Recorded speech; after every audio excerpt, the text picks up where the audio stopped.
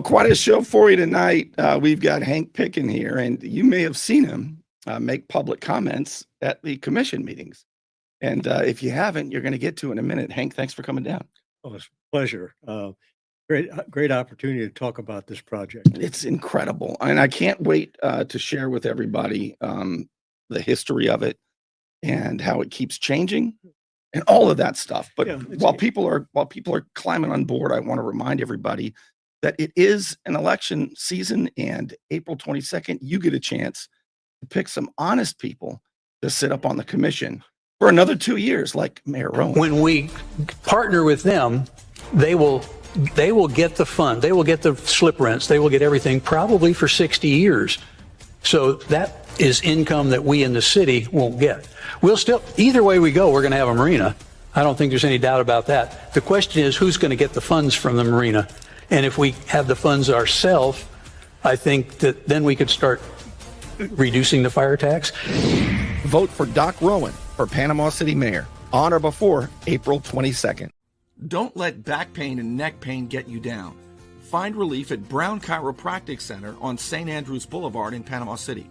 Dr. Sherry Brown helps people heal naturally with chiropractic adjustments and deep tissue massage. Call 769-3777. Right. Let's start with what happened just about 5 days ago. And of course, it involves Beach Drive, the big project for the past 2 years. The Panama City commissioners are determined to do whether you like it or not, and whether it's theirs to take or not, which is a big issue because the road belongs to the DOT, and the commissioners haven't been real honest, especially with the people on Beach Drive. You're going to learn all about that if you don't already know. But the first thing I want to do is go to the last meeting and tell me if these seem like fair questions that Hank here asked. First, he'll break down the history, then he'll ask some questions. Commissioner Street said he couldn't wait to answer the questions in public, and we'll find out if he did that or not. But first, let's take a look at this. You remember this, Hank? All right, let's Very watch. well. Let's Very see well. Hank Picken, 820 West Beach Drive. I'm glad to see that Commissioner Street is here, because the last commission meeting, I tried to take the group through the history of the infamous path. Believe it or not, we are coming up to a 2-year anniversary of this fiasco. And I put forth several questions last commission meeting, and we were unable to get answers to them because you weren't here, Commissioner Street, to fill in some blanks. Mr. Hayes had some plausible deniability because he wasn't around 2 years ago. But at any rate, up here you see the slide of the highlights of the history. In March, just about 2 years ago, we were all summoned to the basement of City Hall and told by General McQueen, Commissioner Street, that the path on West Beach Drive was going to proceed, that they had preliminary designs, this was a done deal, that the state had already given us the road, and it was a matter of would we like to help in designing, but it wasn't on the table that we would not do the path. It was a done deal. We were going to do the path. Then interestingly enough, about 2 weeks later, General McQueen applied for the transfer when he sent a note to the FDOT. So somebody in that room on the 28th knew that they didn't have the road.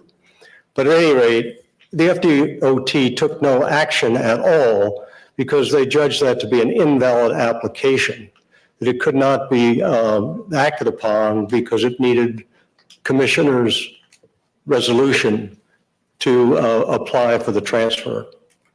So in July, which coincidentally, Mayor Rowan was on vacation and Commissioner Street acted as mayor at that meeting. It was on the agenda and voted to accept a gift of the road from the FDOT. And of course, there was no such gift. This was all a subterfuge to present the application to the FDOT. The FDOT then started to act on it, and in November, AASHTO, which is the federal people, released the road to the state. And then here we are 23 months, almost 24 months later. We've spent $1 million on designing, over $1 million on designing and legal fees associated with the path. And we've seen now an email from Commissioner Street that says we are about on the brink of failure.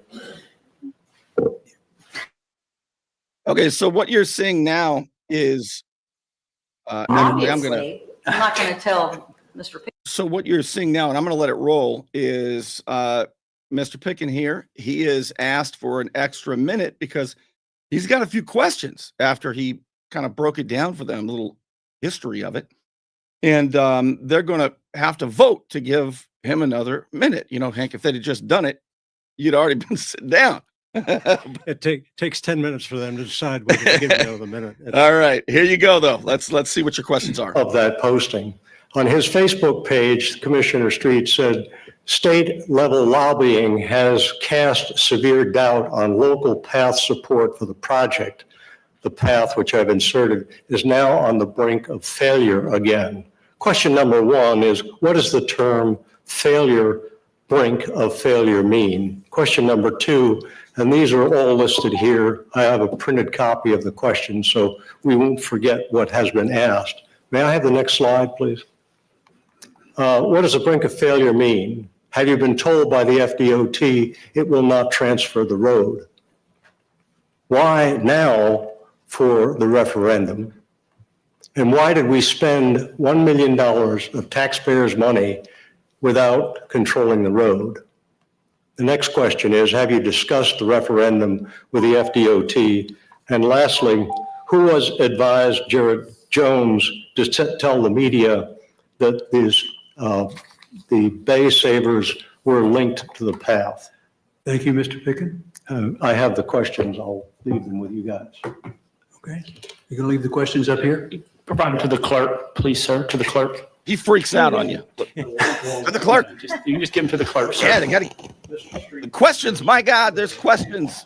Hank, get them to the clerk. All right, what I'm going to do now, though, is I want everybody to hear Josh Street, Commissioner Street, say how excited he is to answer your questions, but it didn't really sound that way to me. Here we go. Specific, that's going to be under the Somewhere around. Ms. Smallwood expressed. Well, he said crawfish. I don't, and then phrased some question, and also. All right, here we go. You can answer questions. Okay.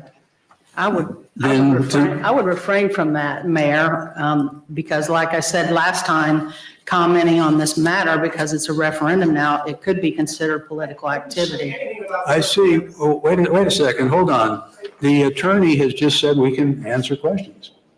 I certainly respect you. Well, I have my own, I'm just giving you my advice. Thank you. That's the city clerk. She says don't answer questions, and I've been telling you that is really the purpose behind this. Is they don't want to answer questions 4 weeks before the election because their answers are unacceptable to the people.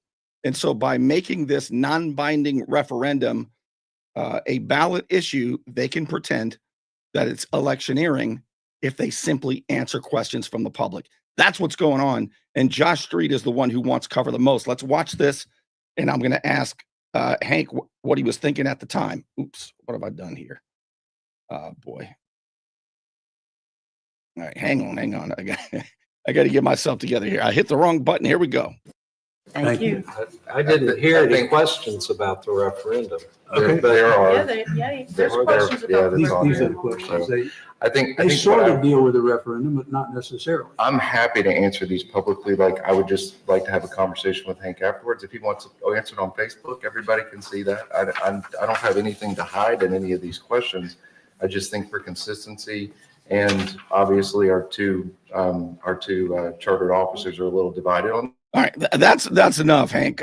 That was Commissioner Street, and he goes on for about 5-10 minutes saying how bad he wants to answer your questions and talk to you personally.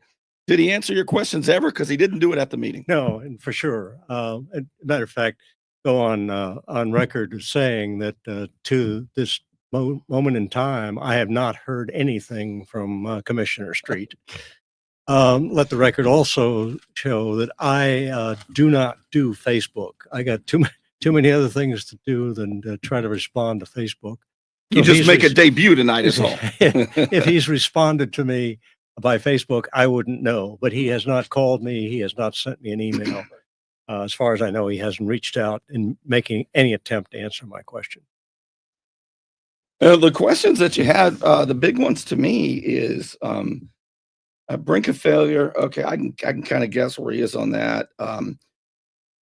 Understand they got an $8 million grant, a DOT grant, and they've already spent 1.3 million in design and lawyer fees, and they've been pretending that.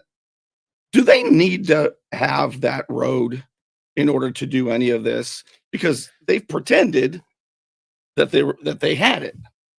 Well, I mean, there's been a lot of pretending going on, and I should wish everybody a happy anniversary because just about 2 years ago, this Friday, we as a bunch of residents of West Beach Drive were summoned to the basement of City Hall.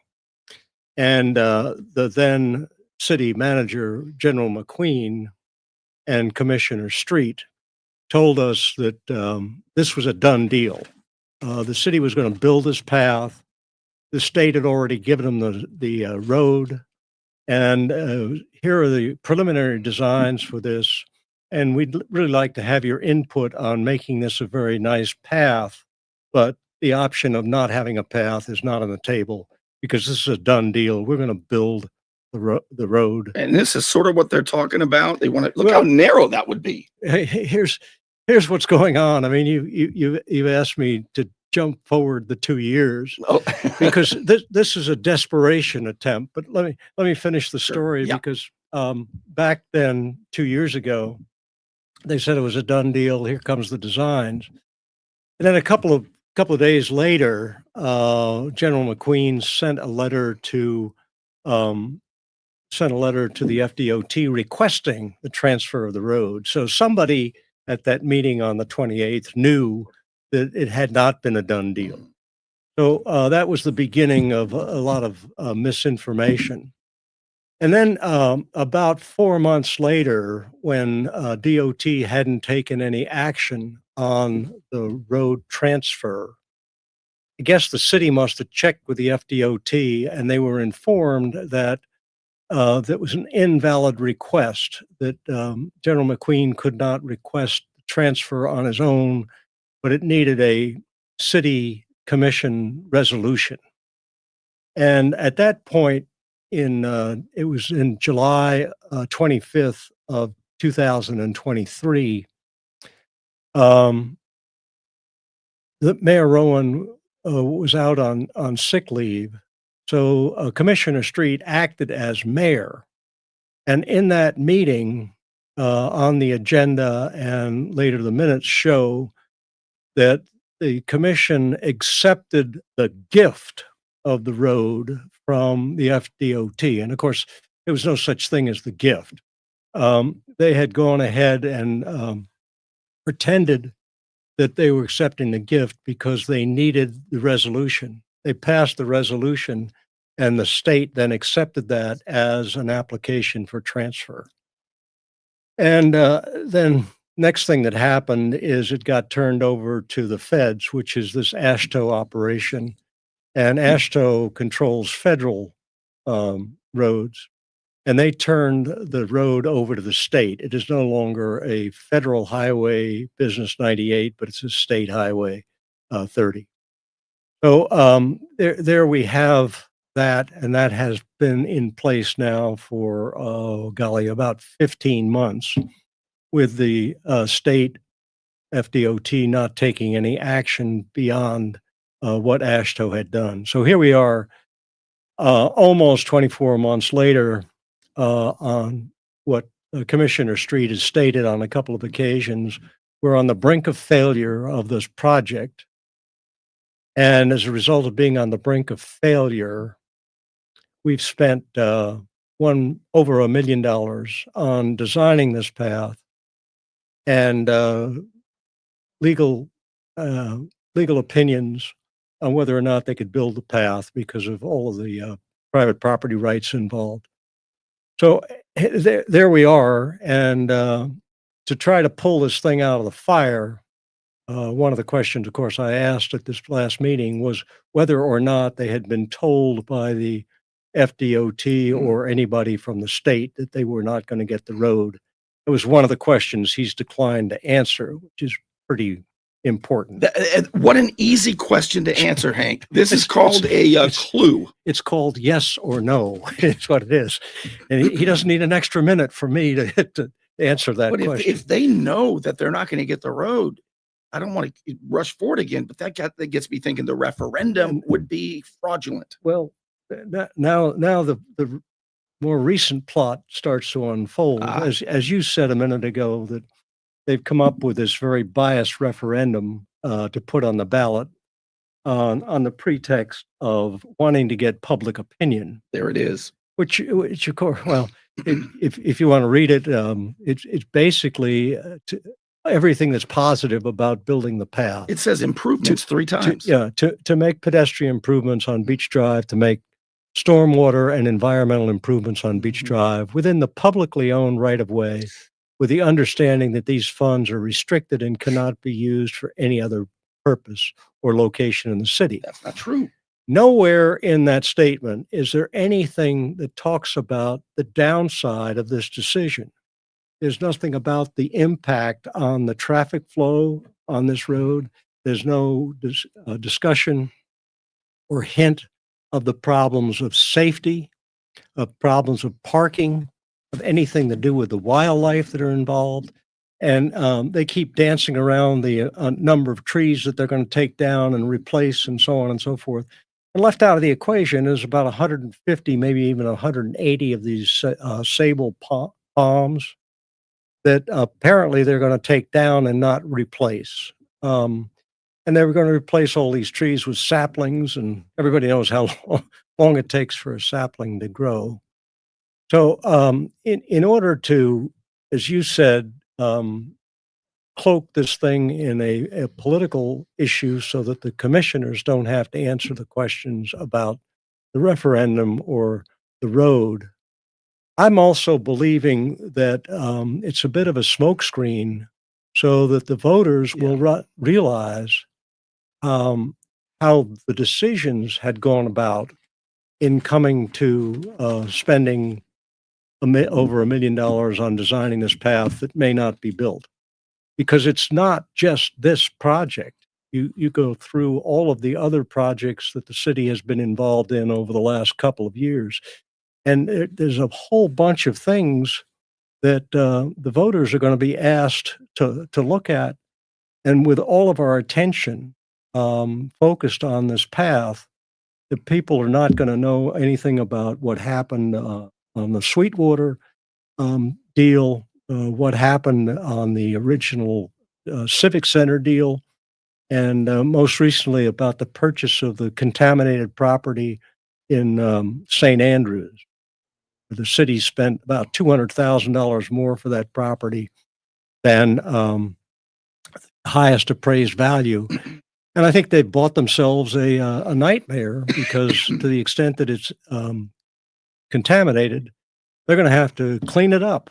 And that's a high-priced item. Hey, that could cost more than $1 million. You never know. You never know. But, Hank, let me take a moment and let everybody know that April 22nd is election day, and Josh Street has an opponent. And he has a real opponent, a really smart guy, very educated guy, conservative guy, Demetrius Reese, who told Josh Street when Josh Street was being very passive aggressive. He said, I think he's talking about me. Demetrius Reese said this at a candidate forum. Wasn't that something? And here he is. You got a chance to vote Josh Street out and vote a real conservative in. We need to stop wasteful spending. We can see examples of that with the Chestnut property deal that was just passed several weeks ago. Again, as Mayor Rohan had already mentioned, properties worth $800,000. We paid well over $1 million for it. It's just wasteful spending at the taxpayer's dime. In addition to that, I think improvement in transparency and community engagement is paramount. Vote for Demetrius Reese for Panama City Commissioner, Ward 4, on or before April 22nd. Now, Hank, do you think if he was sitting up there, he would have answered your question? For sure. I mean, one of the things I've talked to Demetrius at length on several occasions, and one of the things he's promised is transparency. And that is clearly one of the things that this commission has avoided, certainly for the 2 years that I've been involved in this path fiasco. But beyond that, you try to get true answers to questions, and it's not just about the path, but everything is a little bit of a shell game. You pick up one shell and it disappears and goes someplace else. It comes out of this pocket and goes in that pocket. You just don't know where the spending is. And I do know at the last 2 commission meetings, our treasurer, who's Jan Smith, also our clerk, has warned the commission that we're going to run out of money at the end of this fiscal year, which is September. And the current commission's approach to it is, well, we're going to have to raise taxes. We're going to have to increase revenue without any kind of thought about looking inside to figure out what costs they can save.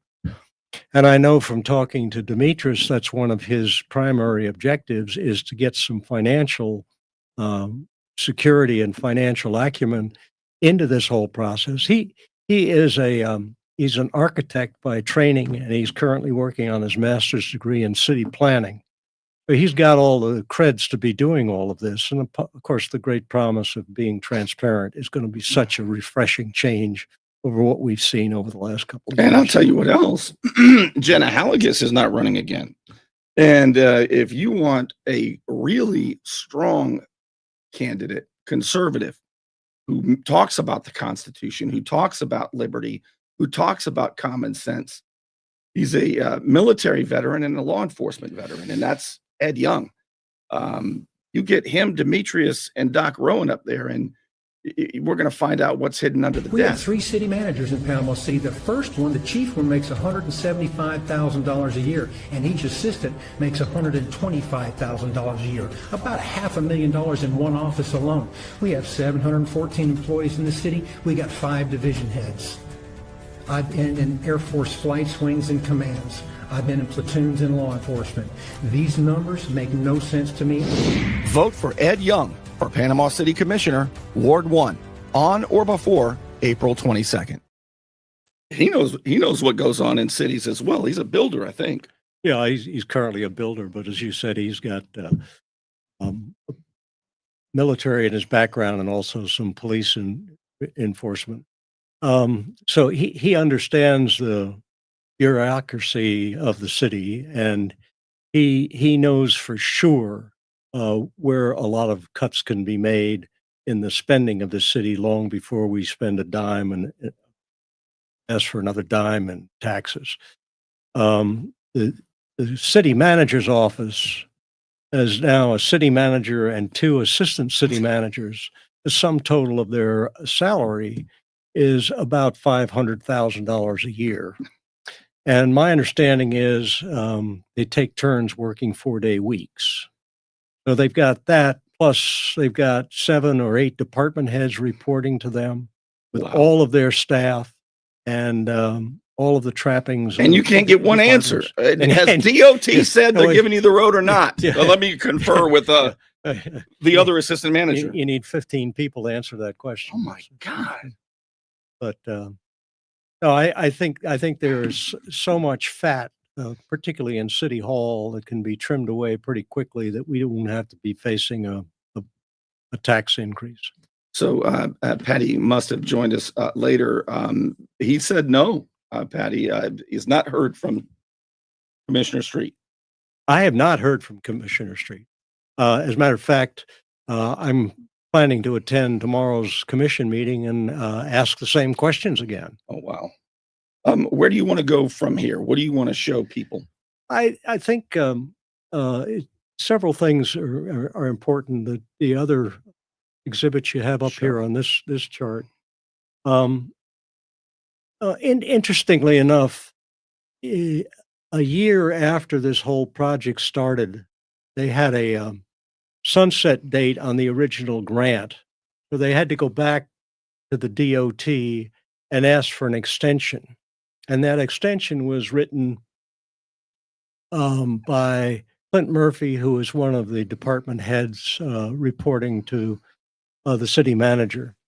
And in Clint's text and request for the delay in the project extension of time was a statement that we need more time to get more input from the people about the design of this project.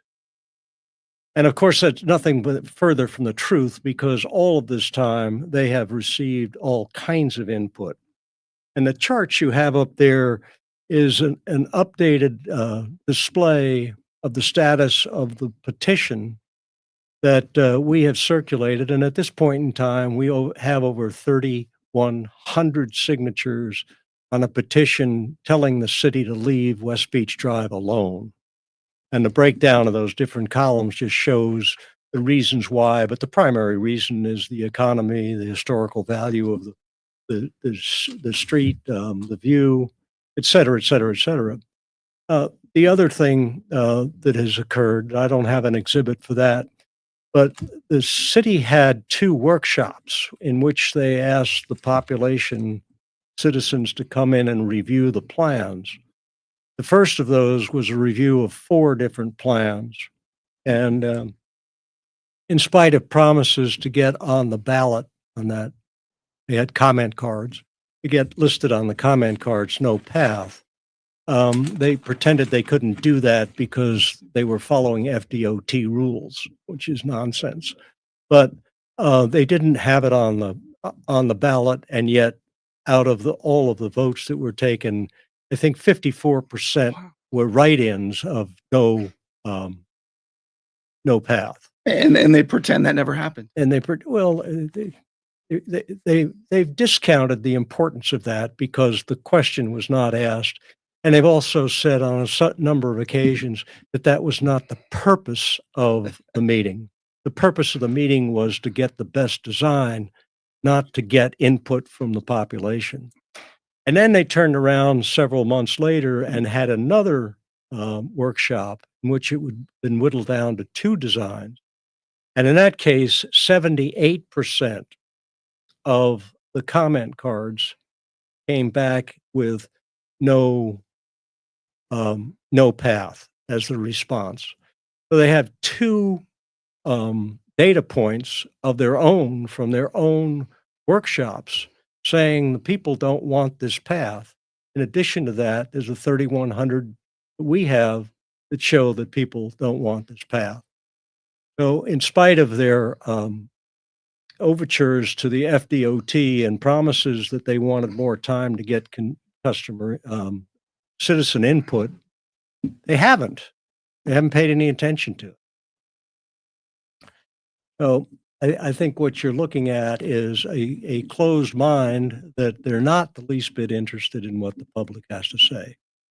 And now we're dealing with this referendum, and you popped up that picture a minute ago, and we should look at it. But that design has reared its ugly head in the last couple of weeks, because the original designs, the one that was approved and set up as the 100% completed design, is the one that the FDOT has not blessed. They haven't not given permission to the city to build that. And what we don't know, and again, we've asked the question, we don't know whether they've been told they can't have the road, but it sure looks like they're kind of come up with some sort of a compromise that maybe would sweeten the pill as far as the state is concerned. They want to be able to give the state some good scores on the referendum, and they want to be able to give the state a more palatable design. Yeah. And making the more palatable design is, instead of shrinking the road all the way down to 10-foot lanes, they're now shrinking down to 11-foot lanes. Yeah, and this is a very big deal. Can I show this picture? Is this an appropriate time, Hank?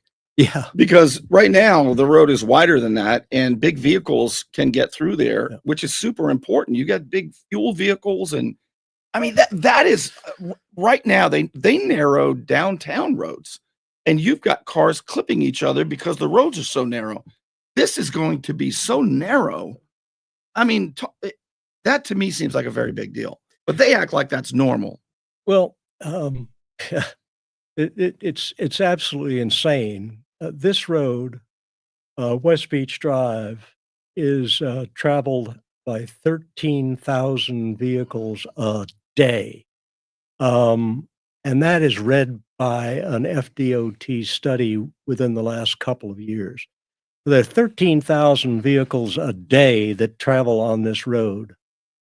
And those 13,000 include obviously lots of emergency vehicles, commercial trucks, the Chevron trucks and trailers, and all of that. Those guys couldn't pass each other on an 11-foot lane without smashing each other's rearview mirrors. The other thing that's interesting to look at is that the original plans that they had submitted to the state was for a 12-foot wide path, which they've now shrunk down to an 8-foot wide path. And if you look closely at the path itself, they've got a bunch of lights, fixtures that are placed on there, which further reduces the size of the path from approximately 8 feet, probably down to 5 feet. Let's make sure I get this right. So on the left side is the north side. That's where your homes are. Correct. The wider sidewalk is the south side. Right now there's sand that goes down, I don't know, 30 feet or so to the water, to the bay. And so the right side is the water side we're looking at. They want to add that sidewalk, shorten the roads, and tear down all the trees and put these little trees up over there. Basically, that's right. But Wow. to continue the thought on the path itself is that by the time you put those lights up there, you've reduced that to about 5 foot wide. And interestingly enough, the existing sidewalk is about 5 foot wide. Wow. So it really accomplished nothing other than redundancy and destroying the economy. The other thing that's important to notice too is that there is no buffer between the road and the sidewalk. And according to Wow. FDOT guidelines, that for any road that is 35 miles an hour or over, you got to have a buffer of about 3 feet between the road and the path. And since there's no buffer there, they're going to have to reduce the speed limit. You reduce the speed limit on that road, you're going to inconvenience 13,000 vehicles a day and all of the commercial vehicles that I have mentioned. Where are they going to go? Going to dump them on 11th Street or 15th Street, which are all already heavily trafficked. So it's just creating, no matter what they do, creating a nightmare from a traffic standpoint. And further, there's no parking on the south side of Beach Drive. So anybody that's going to access the path, they're going to have to park on the north side on one of the many, many side streets and walk across Beach Drive. Oh. You imagine mom and dad and little kids on training wheels or trikes or whatever crossing West Beach Drive with 13,000 vehicles a day on it. And, the speed limit, as everybody knows, is posted at 35 miles an hour. And that's simply an opinion. Nobody does 35 miles an hour. Right. So you've got all of that Wow. built-in problems with just simply building a path on the south side. You can't support it with parking. You can't support it with safety. And obviously, if you put a path down there, you're going to encourage people to swim in the bay. And that's in and of itself a safety issue because there are many, many days that is posted as polluted water, do not swim in the bay. Listen, it is about to be much more polluted because those bay savers should be called bay polluters. They want to do what they're trying to do in Panama City Beach. They want to discharge polluted water into the bay because they're going to get, that's the next slush fund. That's the next gigantic grants they're going to get.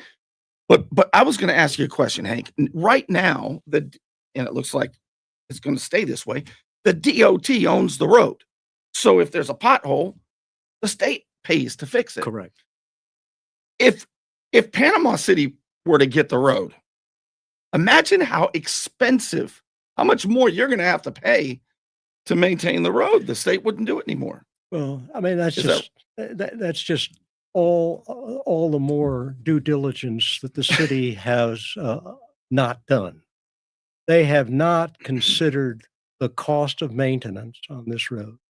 They have also kidding themselves and everybody else that they can complete this task for only $7 million. They've already blown over $1 million in the designing. And people that have looked at this with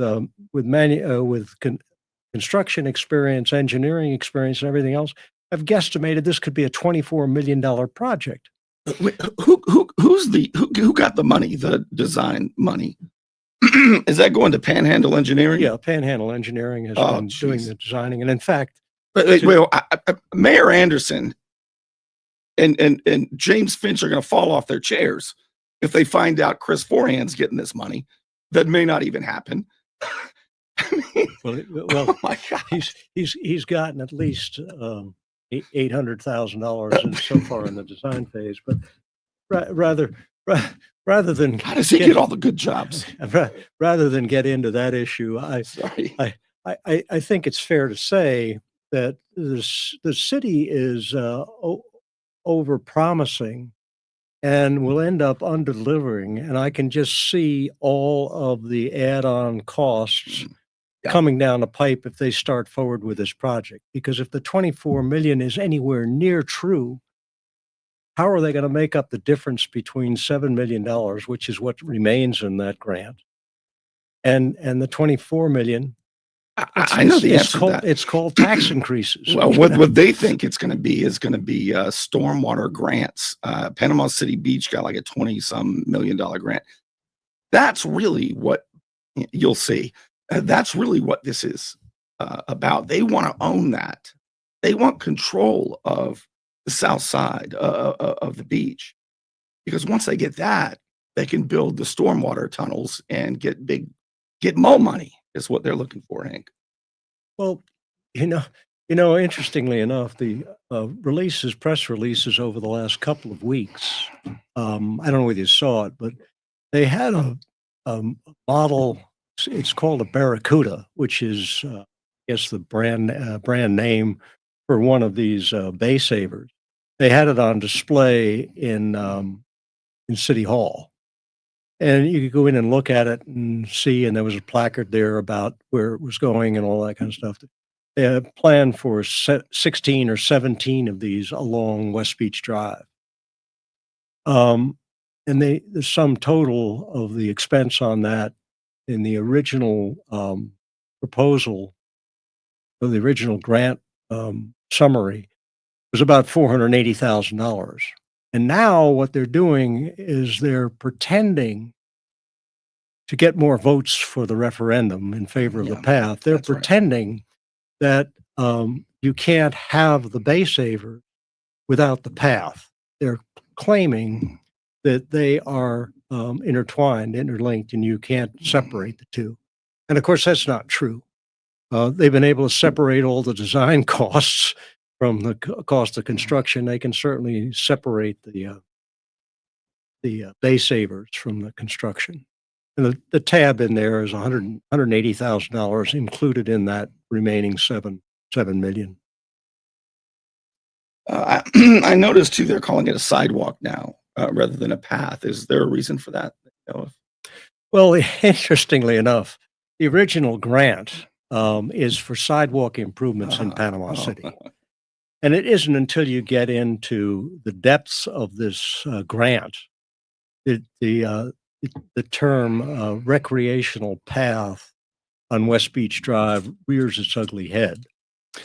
Because up until that point in time, I'm sure the Senate was told that this was for general improvements of all paths in Panama City. And, who's going to say no to that?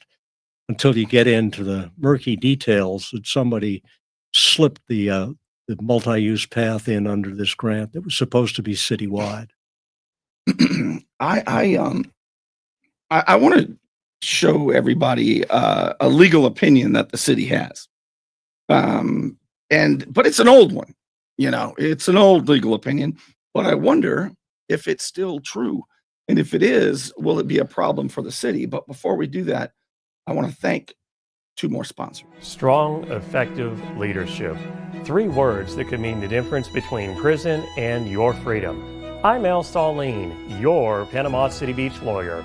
850-215-0628. You want to look good? You want to feel good? Little John's Big and Tall is where it's at. Right across the street from Sky's Pizza Pie, 5700 North Davis Highway. You can find out more online at littlejohnsbigandtall.com. He's also a member of the iTex trading community, where your iTex dollars are welcome. All right, Hank. I've heard about this letter. Finally got my hands on this letter.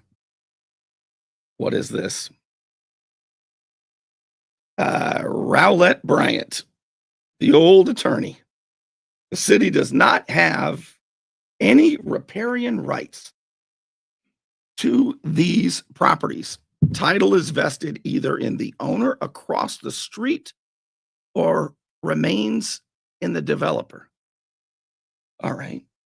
So does that mean it's not theirs to take? Well, that's why there are so many lawyers in this world, because there are at least 4 different surveys that are around in the history books on West Beach Drive. To the best of our knowledge, there are about 50% of the 45 homes that are on West Beach Drive that own the land south of the road. So there's always been a real question as to how much of an invasion of private property there will be to add that path. And obviously, there are lawyers involved, and that's the reason there's probably a $200,000 legal fee already spent by the city for the design of this path, is to try to uncover the truth behind that. But for sure, there's ownership for about half of the road by the upland homeowners, which raises a lot of liability questions too. I mean, supposing somebody on that path should fall and sue somebody, and they find out they're suing an individual homeowner because it's their property.